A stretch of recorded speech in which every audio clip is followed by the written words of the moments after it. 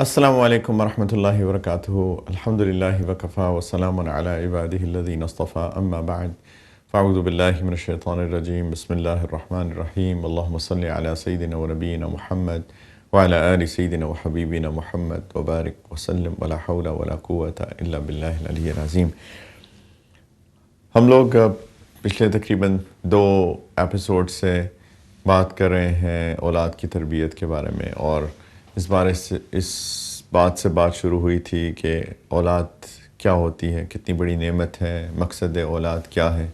مقصد اولاد یہ ہے کہ ہم اللہ تعالیٰ نے جس مقصد کے لیے ہمیں دنیا میں بھیجا ہے اس مقصد کو خود بھی سیکھیں، اولاد کو سکھائیں، تاکہ وہ بھی اس پر عمل کریں، پھر وہ اپنی اولاد کو سکھائیں، اور یہ سلسلہ قیامت تک جاری رہے۔ تو اس بہت بڑی ذمہ داری والدین کے اوپر عائد ہوتی ہے، اور والدین پہلے لوگ ہوتے ہیں جو بچے کو یا بگاڑتے ہیں یا اس کو سنوارتے ہیں۔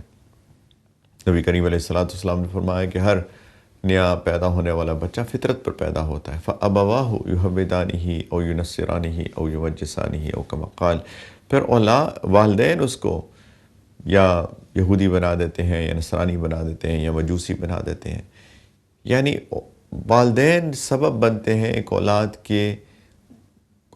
کو اللہ تعالیٰ کا تعارف کرانے کا یا اس کو کوئی اور بات بتانے کا۔ آف کورس بچہ تو بالکل کلین سلیٹ ہوتا ہے، اس کے اوپر جو لکھ دیں گے اس کے اوپر لکھا جائے گا۔ تو میں یہ بات کرنے کا مقصد یہ ہے کہ ہم اپنی ذمہ داری کو سمجھیں کہ کتنی بڑی ذمہ داری ہے والدین کی، اور والدین سے سوال کیا جائے گا کہ امانت میں نے تم کو دی تھی، تم نے اس بچے کے اوپر کیا لکھا، اس بچے کو کیسا بنایا، اس کو کیا سمجھایا، اس کو دنیا کا مقصد کیا بتایا۔ تو یہ بہت بڑی ذمہ داری عائد ہوتی ہے والدین کے اوپر۔ پھر ہم نے بات کی تھی کہ شادی کرنے کے لیے انسان ایسے اسپاؤس کا انتخاب کرے جو کہ اس سارے معاملے کو سمجھتا ہو، یعنی دین کی سمجھ ہو اس کو کہ زندگی کا مقصد ہے کیا۔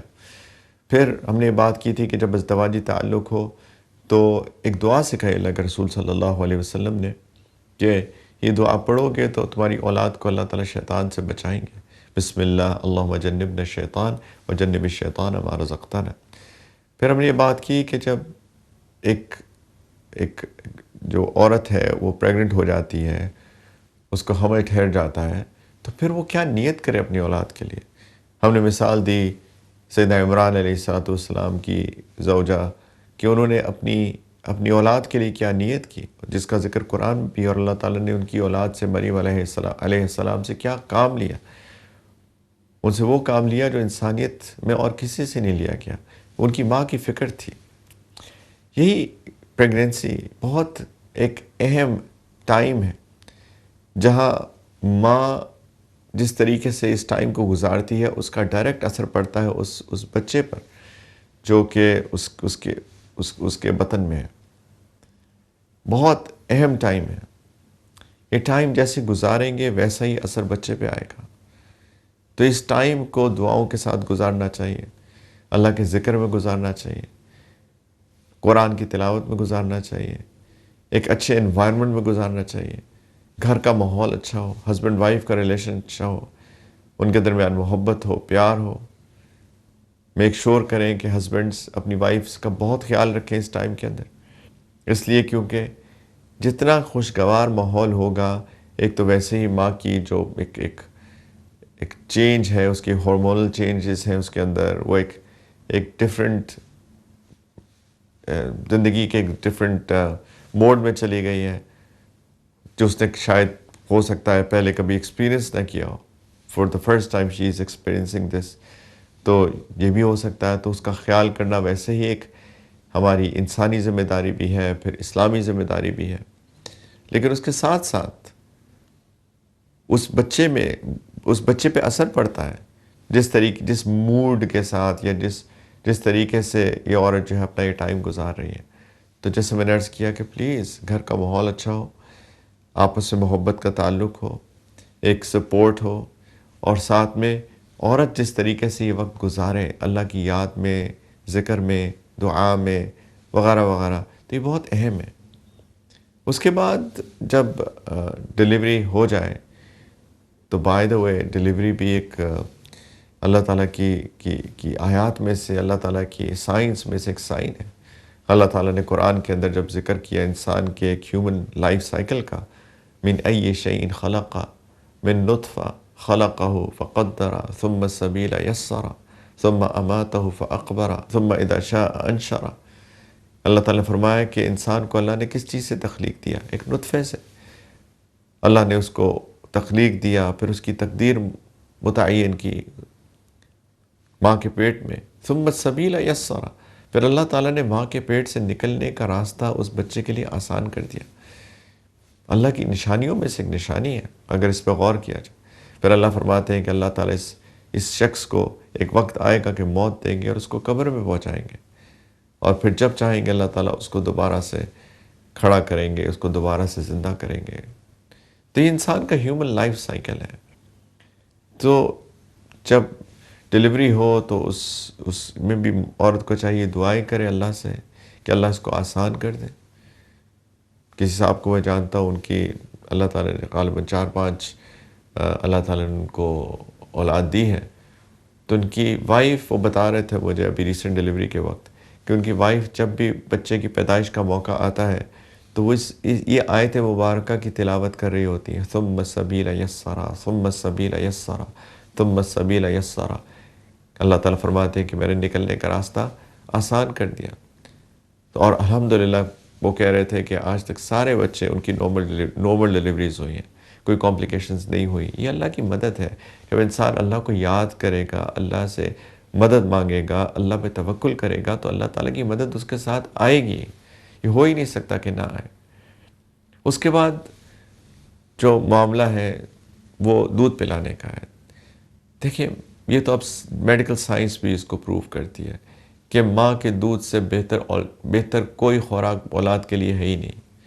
پہلی بات تو اللہ کی شان، اس چیز پہ بھی تفکر کرنا چاہیے ساتھ ساتھ کہ آؤٹ آف نو ویئر اللہ تعالیٰ نے 9 مہینے میں ایک بچے کی تخلیق کی، out of nowhere, literally out of nothing. پورا اتنا کمپلیکیٹڈ نظام ہمارے اندر جو ہے وہ اللہ تعالیٰ نے بنایا، پورا اسکیلیٹن، اس کے اوپر سارا مسکولر سسٹم، اس کے اندر سارے سسٹمز، اس کا ڈائجسٹو سسٹم، اس کی لیور، اس کے کڈنیز، اس کی آنکھیں، اس کی زبان، اس کا نروس سسٹم، اس کا دماغ۔ سبحان اللہ، لوگ کہتے ہیں خدا نہیں ہے، تو یہ کس نے بنایا؟ یہ کیسے بن گیا؟ ایک اتنا سا بچہ، لٹرلی اتنا سا بچہ، اس کے اندر سارے سسٹمز موجود ہیں اور وہ آؤٹ آف نتھنگ بنے ہیں۔ یہی تو پروف ہے اس چیز کا کہ کوئی ہے اور وہ خدا ہے، وہ اللہ ہے۔ اور پھر 9 مہینے اس کی خوراک کا انتظام کیا اللہ نے۔ جب اس کو ایک سسٹم، ایک لیونگ بینگ بن گیا، تو اس کے بعد ماں کے پیٹ کے اندر اللہ نے اس کی خوراک کا انتظام کیا۔ وہ کھا نہیں سکتا، وہ پی نہیں سکتا۔ اس کا امبیلیکل کورڈ سے ماں کی باڈی کے ساتھ، ماں کے جسم کے ساتھ اس کا ایک کنیکشن اللہ تعالیٰ نے بنایا، اور اس کے ذریعے سے اس کو جو اس کی نیوٹرینٹس ہیں، اس کی خوراک اس کو ملتی رہی۔ یہ کون کر رہا ہے؟ یہ اللہ کر رہے ہیں۔ پھر اللہ نے کس طریقے سے ماں کے پیٹ سے اس کو نکالا، اس کو آسان کیا، اور وہ ماں جس کا سینہ خشک تھا، اللہ تعالیٰ نے اس کے اندر دودھ کی 2 نہریں جاری کر دیں اور اس بچے کے لیے خوراک کا انتظام کیا۔ اور اس خوراک سے بہتر کوئی اور خوراک نہیں ہے اس بچے کے لیے، کوئی آلٹرنیٹ ہے ہی نہیں۔ جتنے مرضی پاؤڈر ملک کے اوپر چلے جائیں، جتنے مرضی اس کے اندر نیوٹرینٹس ڈال دیں، وائٹامنس ڈال دیں، لیکن ماں کے دودھ کا کوئی نیول بدل ہے ہی نہیں۔ یہ میڈیکل سائنس پروف کرتی ہے۔ یہ جو ماں کا دودھ پلانا، یہ ایک اتنی امپورٹنٹ چیز ہے اس بچے کی تربیت کے لیے، اس بچے کی تربیت میں یقین جانیے۔ میں کسی کو جانتا ہوں، وہ اپنا ذاتی تجربہ شیئر کر رہے تھے۔ آف کورس یہ کوئی دلیل نہیں ہے، لیکن ایک ایکسپیرینس بھی انسان کو بہت کچھ سکھاتا ہے۔ انہوں نے کہا میرے 3 بیٹے ہیں، ان میں 2 بچے، ان کے لیے ماں کا دودھ انف نہیں تھا تو اس کو سپلیمنٹس دینے پڑے، بلکہ کہا تھا، غالباً یہ بتایا کہ ایک کو بالکل بریسٹ فیڈنگ پہ نہیں گیا، ایک بچہ مکس تھا، اور یعنی اس کو مکس کیا ماں کے دودھ ورسز سپلیمنٹس پہ، اور ایک بچہ پیور ماں کے دودھ پہ رہا. انہوں نے کہا میں ان تینوں کی ایٹیچیوڈ، ان کے بیہیویئر کو آبزرو کرتا ہوں. یہ بچہ جو 100% ماں کے دودھ پہ تھا، اس کا ادب، اس کی اوبیڈینس، اس کا ایٹیچیوڈ، یہ ان دونوں بچوں سے بہت بہتر ہے. صرف وہ سمجھتا ہے، وہ اس میرے دوست نے یہ بتایا کہ وہ یہ سمجھتا ہے کہ اس کا نتیجہ، ابھی تو چھوٹے بچے ہیں، یعنی ابھی تو وہ دنیا میں نکلے ہی نہیں، جس طریقے سے دنیا اس کو چینج کرتی ہے یا دنیا کا انوائرمنٹ جو ہے اس بچے پہ افیکٹ ہوتا ہے، وہ تو ابھی اس کے اوپر آئے ہی نہیں، ابھی تو گھر کے انوائرمنٹ میں ہے تینوں بچے. تو کیا چیز ان تینوں بچوں کو ڈفرینشیٹ کر رہی ہے، ان تینوں اس کو ممتاز کر رہی ہے؟ اس کے خیال میں یہ چیز اس کو سمجھ میں آتی ہے کہ یہ پیورلی ماں کے دودھ کے اوپر تھا. اور یہ اللہ کا حکم ہے کہ 2 سال بچے کو دودھ پلایا جائے.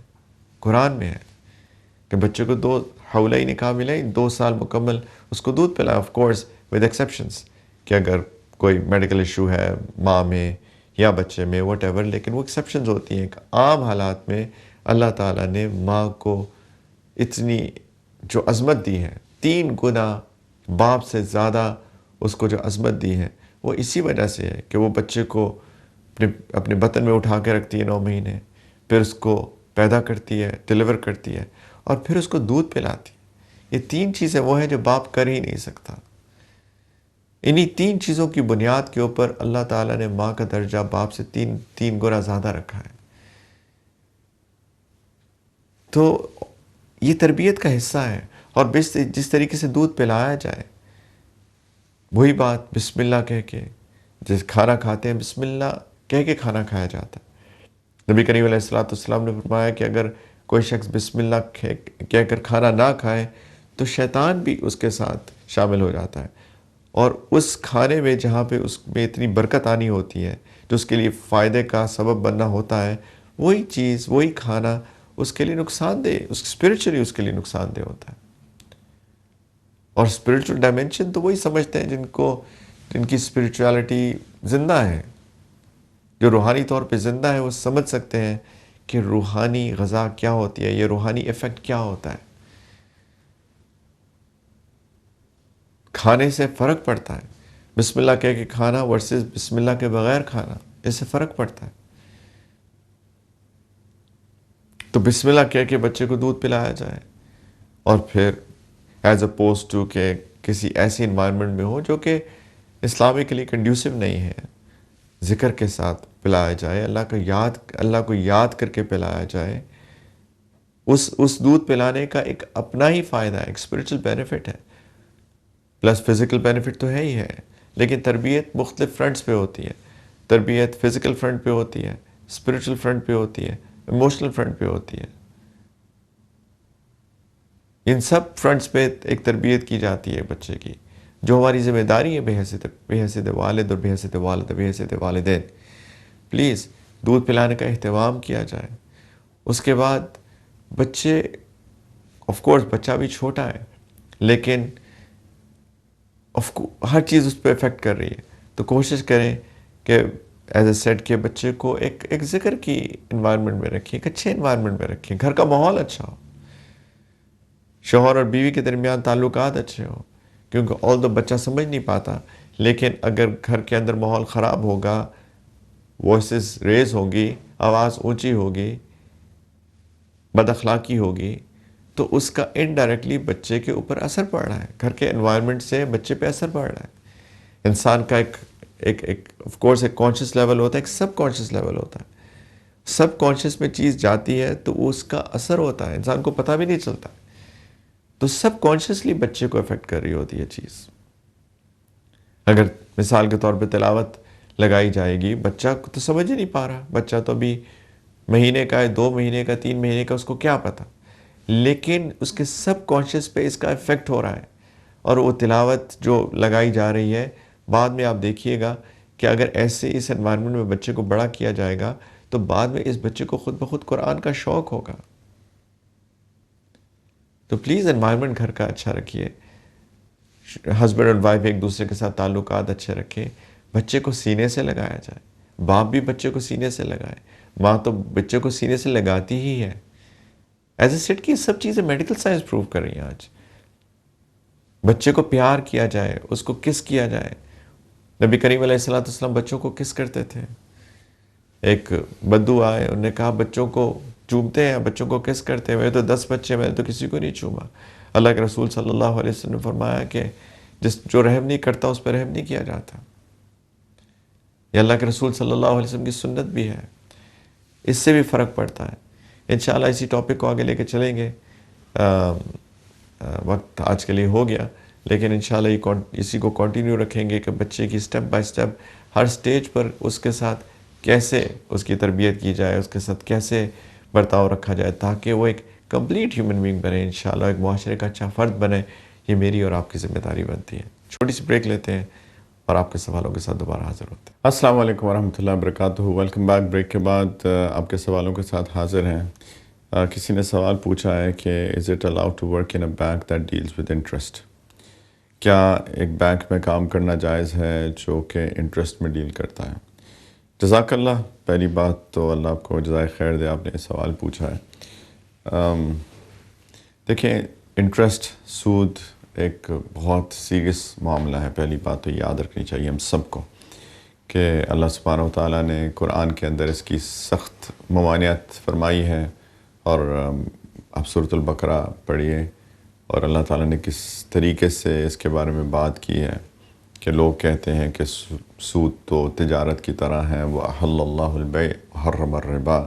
اللہ تعالیٰ نے تجارت کو حلال قرار دیا ہے اور سود کو حرام قرار دیا ہے، یعنی دو ڈیفرنٹ چیزیں ہیں، اس کو ایک کیٹیگری میں مت ڈالیں۔ اور آگے اللہ سبحانہ وتعالیٰ نے فرمایا کہ سود جو ہے تم چھوڑ دو، اگر تم ایسا نہیں کرو گے فَأْذَنُوا بِحَرْبٍ مِّنَ اللَّهِ وَرَسُولِهِ، تو اللہ اور اللہ کے رسول کے ساتھ جنگ کے لیے تیار ہو جاؤ۔ پھر یعنی اللہ تعالیٰ نے سود لینے کو اللہ اور اللہ کے رسول کے ساتھ جنگ کے ایکویلنٹ قرار دیا، اور اللہ کے رسول صلی اللہ علیہ وسلم نے اس کی فردر کلیریفیکیشن دی ہے کہ سود لینے والا، دینے والا، بیچ میں جو میڈیٹر بنتا ہے، جو اس کو فیسیلیٹیٹ کرتا ہے، یہ سارے ایک جیسے ہیں، یہ سب ایک جیسے ہیں۔ تو نارمل جو کنونشنل بینکس ہیں وہ تو چلتے ہی سود پر ہے، انٹرسٹ بیسڈ ہے۔ تو ایک بندہ جو اپنے سیونگ اکاؤنٹ میں پیسے رکھ رہا ہے اس امید کے ساتھ کہ اس کو اس پہ انٹرسٹ ملے گا، بینکس جو لونز دے رہے ہیں وہ بھی انٹرسٹ بیسڈ ہیں، تو پورا نظام ہی سودی ہے، پورا نظام ہی انٹرسٹ بیسڈ ہے بینکس کا۔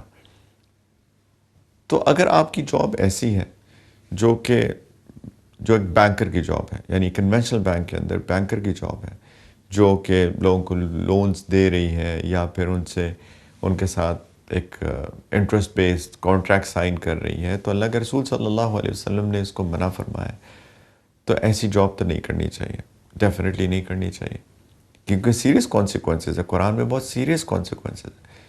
کچھ لوگ اس طرح کی باتیں کرتے ہیں کہ یہ وہ اس طرح کا نہیں ہے وغیرہ، دیکھیں بالکل یہ غلط باتیں ہیں، اس کے بارے میں بہت فکر مند ہونا چاہیے کیونکہ کانسیکوینسز بہت سیریس ہیں۔ تو پلیز ایسا مت سوچیں۔ کنونشنل بینکس کے اندر جاب جس میں ڈائریکٹلی کانٹریکٹس انوالو ہیں، انٹرسٹ بیس کانٹریکٹس انوالو ہیں، وہ جاب قطعاً نہیں کرنی چاہیے۔ ہاں البتہ کچھ ایسی جابز ہوتی ہیں جس کا کسی انٹرسٹ بیس کانٹریکٹ سے تعلق نہیں ہوتا۔ مثال کے طور پہ کوئی آئی ٹی کا بندہ ہے، وہ صرف کمپیوٹرز وہاں پہ فکس کر رہا ہے، یا ان کا جو نیٹ ورکنگ سسٹم ہے وہ فکس کر رہا ہے، یا پھر ہو سکتا ہے وہاں پہ کوئی سیکیورٹی گارڈ کھڑا ہے وغیرہ وغیرہ، ٹی بوائے ہے فار ایگزامپل۔ تو یہ ڈائریکٹلی انٹرسٹ بیس کانٹریکٹس کے اندر ان کی انوالومنٹ نہیں ہے، تو اس کے بارے میں فقہاء نے ان کے بارے میں کچھ لینینس دکھائی ہے۔ لیکن میرا ذاتی خیال یہ ہے کیونکہ انوائرمنٹ ایک اتنا خطرناک ہے، تو میں تو یہ مشورہ دوں گا کہ ان ساتھیوں کو بھی کہیں اور جاب تلاش کرنی چاہیے، لیکن as such based on what فقہاء سے جو فقہاء بات کرتے ہیں، ان کی جاب ایٹ لیسٹ حلال ہے، ایٹ لیسٹ حلال ہے۔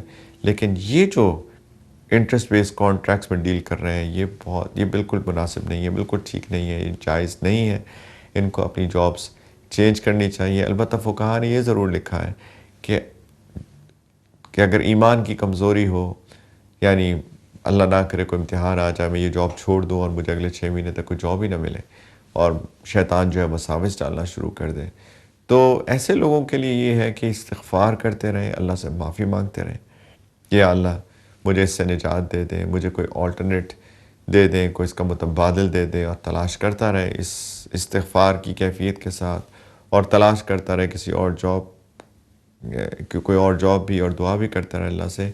تو اس استغفار کی کیفیت کے اندر رہ کر اللہ سے امید ہے کہ اللہ تعالیٰ اس کو، چونکہ گلٹی ہے، شرمندہ ہے، پتہ نہیں تھا، کر رہا ہے، تو اب دوسرے کی تلاش بھی ہے، تو انشاءاللہ اللہ تعالیٰ سے امید ہے کہ اللہ تعالیٰ اس کی مغفرت کریں گے، اللہ تعالیٰ اس کو معاف کریں گے، لیکن with all of these conditions. لیکن فوراً نکلنے کی کوشش کرے، پوری کوشش کرے کہ اس طریقے سے کہیں اور جاب کا بندوبست ہو جائے، اور جیسے میں نے کہا کہ استغفار بھی کرتا رہے. لیکن پلیز یہ بالکل ٹھیک نہیں ہے. ایک لوگ سوال کرتے ہیں اسلامک بینکنگ کے بارے میں. دیکھیں، اسلامک بینکنگ اور کنونشنل بینکنگ کے اندر بہت فرق ہے، اور ابھی وقت نہیں ہے کہ اس کی تفصیل میں جایا جائے. لیکن اسلامک بینکنگ جو ہے اسلامک پرنسپلز کے اوپر ہوتی ہے، اس کے پیچھے کچھ کموڈٹی ہوتی ہے. جو بھی ان کی ٹرانزیکشنز ہوتی ہیں کسی کموڈٹی بیسڈ ٹرانزیکشنز ہوتی ہیں، پلس جو گیمبلنگ کا عنصر ہوتا ہے وہ نہیں ہے اس کے اندر غرر جو ہے اس کا عنصر نہیں ہے، جس کو یعنی نقصان ہو سکتا ہے کسی کو. جہالت نہیں ہے، اگنورنس نہیں ہے، ہر بندے کو پتہ ہے میں کیا کر رہا ہوں. تو ساری اسلامک پرنسپلز ہیں، میں نے 2-3 کے بارے میں آپ کو بات بتائی ہے. سارے جو پرنسپلز ہیں وہ پرنسپلز ہیں جو اللہ اور اللہ کے رسول نے ہمیں سکھائے ہیں. ان پرنسپلز کی بیس کے اوپر بینکنگ ہوتی ہے، جس کو ہم اسلامک بینکنگ کہتے ہیں. تو اسلامک بینکنگ آلٹرنیٹ ہے کنونشنل بینکنگ کا. اب تو ماشاءاللہ پاکستان کے اندر، اور بلکہ اکثر مسلم ممالک کے اندر، اسلامک بینکنگ بہت زور پکڑ گئی ہے. تو میں بینکرز کو مشورہ دیتا ہوں کہ کچھ اسلامک بینکنگ کے کورسز کریں، اور انشاءاللہ اپنے کنونشنل بینک سے نکل کر اسلامک بینکس کے اندر جاب لے لیں، جو بالکل انٹرسٹ بیسڈ نہیں ہے. وہ پروفٹ اینڈ لاس بیسس پر ان کی ڈسٹریبیوشن ہوتی ہے. ان کی سیونگز میں جو بھی ایڈ آنز ہوتے ہیں وہ پروفٹ بیسڈ ہوتے ہیں as opposed to interest based, جو کہ بالکل جائز ہے. تو پلیز میں بہت انکریج کرتا ہوں کہ اسلامک بینکس، جو کہ ایک اچھا آلٹرنیٹ ہے کنونشنل بینکس کو، آل دو ابھی بھی کچھ ایسے علماء ملیں گے آپ کو جو کہ اسلامک بینکس سے بھی 100% سیٹسفائیڈ نہیں ہے. لیکن میرا اپنا ذاتی خیال یہ ہے کہ دیکھیں، something is better than nothing. Definitely اس کے اندر امپرومنٹ آ رہی ہے. ایک بہت میچور پروڈکٹ نہیں ہے ورسز کنونشنل، آف کورس اس کے اوپر بلڈ اپ ہو رہا ہے، لیکن نیت تو ٹھیک ہے اور کام جاری ہے. اور بہت ساری چیزیں تو بالکل کلیئرٹی کے ساتھ بالکل ٹھیک ہیں. کچھ چیزیں ایسی ہیں یس جس کے اندر تھوڑی سی اور محنت کی ضرورت ہے، جس کے اندر اور امپرومنٹ کی ضرورت ہے. لیکن until then at least as a consumer, as an end customer, انشاءاللہ میرے اوپر کوئی برڈن نہیں ہے کہ میں تو اپنی نیت کے ساتھ، اپنی اچھی نیت کے ساتھ کہ میں ایک اسلامک بینکنگ کروں بیسڈ آن اسلامک پرنسپلس. تو انشاءاللہ as a consumer, as an end customer, انشاءاللہ میرے اوپر کوئی برڈن نہیں ہوگا اس چیز کے اوپر. تو پلیز میرا مشورہ یہ ہے کہ سب لوگ بینکنگ بھی اسلامک بینکنگ کریں، اور جابس بھی اسلامک، اگر آپ بینکر ہیں تو اسلامک بینک کے اندر جاب کریں. پلیز اس چیز کو سمجھیں، اس کی سیریسنس کو سمجھیں. بلکہ میں تو سارے بینکس کو بھی یہ مشورہ دیتا ہوں کہ وہ اپنے پورا سیٹ اپ ہی اسلامک پرنسپلس کی بیس کے اوپر کر دیں. اور ماشاءاللہ میں دیکھ رہا ہوں کہ تقریباً ہر کنونشنل بینک نے اپنی ایک اسلامک ونڈو کھول دی ہے. اس سے پتہ چلتا ہے کہ انہوں نے اس چیز کا احساس کیا ہے کہ Islamic banking is not something in the air. ایسا نہیں ہے کہ بالکل یہ ایک ہائپوتھیٹیکل سی ایک سینیریو کریٹ کیا گیا ہے. It's a reality. یہ ایک کام کرتا ہے اور بہت بہتر کام کرتا ہے. ہر کنونشنل بینک نے اپنی ایک اسلامک ونڈو کھولی ہے. تو وائی ناٹ کہ پورے کے پورے بینک کو ہی آپ ایک اسلامک پرنسپلس کے اوپر کنورٹ کر دیں. تو انشاءاللہ آپ کے کام میں بھی برکت ہوگی. اور جو اتنی سخت وعید ہے، اتنی سخت وارننگ ہے قرآن اور حدیث کے اندر، اس سے بھی انشاءاللہ آپ لوگ سب محفوظ رہیں گے. اللہ تعالیٰ آپ سب لوگوں کو جزائے خیر دے جو کس چیز کی فکر کرتے ہیں اور اسلامک بینکس کے اندر اس پہ کانفیڈنس بھی آپ کا، اور انشاءاللہ آپ کی مدد سے ہی امپرومنٹس آئیں گی جو کہ ہم سب کو ضرورت ہے اس کی. ایک اور سوال کوئکلی کہ کیا ویڈیو کال پہ یا فون کال پہ نکاح ہو سکتا ہے کہ نہیں ہو سکتا؟ دیکھیں، ایک مجلس کے اندر سب کا ہونا ضروری ہے. تو اگر کوئی بندہ فون پہ یا ویڈیو کال پہ دوسری طرف بیٹھا ہے، اس کا ایک ہی طریقہ ہو سکتا ہے کہ وہ اس گیدرنگ میں اپنا ایک وکیل، اپنا ایک نمائندہ، اپنا ایک ریپرزنٹیٹیو اپوائنٹ کریں جو کہ اس کے بہاف پہ اس کی طرف سے ایجاب قبول کریں. اور اس گیدرنگ کے اندر آف کورس 2 میل وٹنسز یا 1 میل یا اور 2 فیمیل وٹنسز ہونی چاہیے، اور باقی سارے کے سارے لوگ ادھر ہوں. جو بندہ آن دا ادر سائڈ ہے اس کو اپنا ایک وکیل اپوائنٹ کریں کہ اسے کہیں کہ آپ میرے بہاف پہ کر دیں. ایک گیدرنگ ہونا ضروری ہے. صرف ایک آبائی طریقہ ہے جس کے ذریعے سے ویڈیو کال پہ یا پھر فون کال کے اوپر نکاح ہو سکتا ہے. جزاکم اللہ خیراً. سوالات اپنے ای میل کرتے رہیے deenفطرت@aryddigital.tv پر. انشاءاللہ اگلے ہفتے پھر ملاقات ہوگی. دعا میں یاد رکھیے گا. السلام علیکم ورحمۃ اللہ وبرکاتہ. وآخر دعوانا الحمدللہ رب العالمین.